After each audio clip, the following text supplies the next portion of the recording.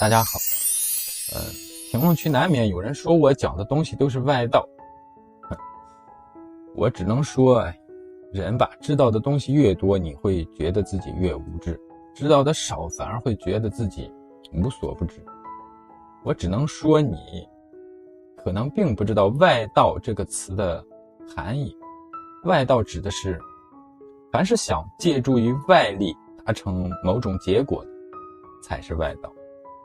就是用有所求的心，在求一个无所得的果。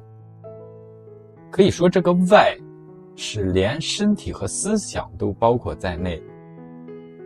你拜什么的、抄什么的、念什么的，几乎都是外，因为这些就是做给你的身体、你的头脑看的，这些都是不用动脑子的。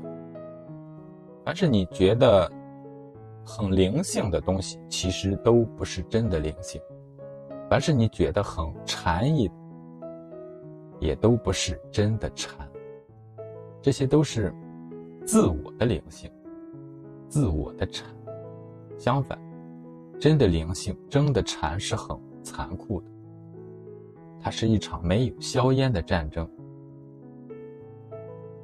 没错，真的修行是对内，对你心里最深处的那个部分，让你感到恐惧的、感到羞耻的那个部分。这是修行开始的第一步，就是转向，把你的注意力焦点专注于内在，从自己的内心找问题，这样才是修行的开始。真的修行是痛苦的，是崩溃的，它是一场自己与自己的战争，而这场战斗是以你自己失败而胜利。反过来说，如果你认为自己胜利，那正是你自我的胜利，反而是你失败。人天生都是一致对外，这是天性。没有人愿意承认自己有问题，自己错了，因为这样意味着失败。失败必定会带来痛苦和崩溃。然而修行的胜利恰恰是以自我的失败而成功的。我们的这个自我是很强大的，它是趋利避害的，是只想舒服不想痛苦的。由此可见我们做的所有事情都是这个自我在推动，包括修行。自我本来是个很好的仆人，但是现在却反客为主，把那个真的你关在了心灵的地下室，不见天日。修行的目的是要把那个东西给放出来，它才是你。都说修行是借假修真，话一点毛病没有。可怎么修真？真的在哪里？假作真时，真亦假。只有当你把假的去掉，真的才能显现出来给你看见。也就是说，只有假的才能被销毁，真的则不能。它是不生不灭的存有。假是建立在真的基础之上才可以得以显现的。用个不恰当的比喻，真好比是电视机的屏幕，假就是屏幕里的影像。即使电视机里播放的是核弹爆炸了，它也不会把电视屏幕炸碎。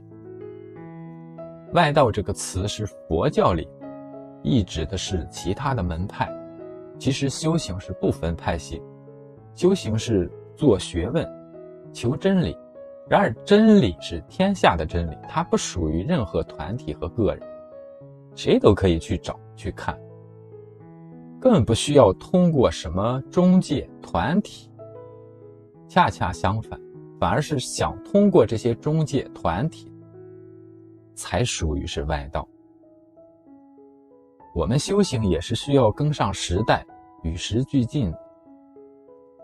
我是佛教入门的，我也是看了很多佛经的，但是我们也要打开自己的认知局限，接收新的东西。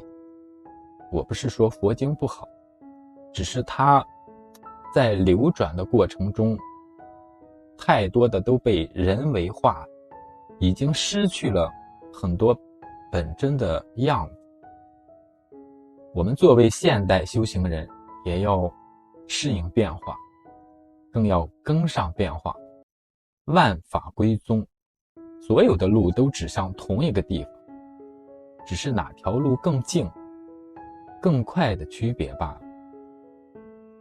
用我们的时间算，可能一个念头转不过来，就消耗几十年的时光，甚至是几辈子的时间去捅破这层窗户纸。所以请放下你的知见，去拥抱新变化，守一个你认为的对，便是法治。好吧，就说这么多，有问题评论区见，谢谢大家。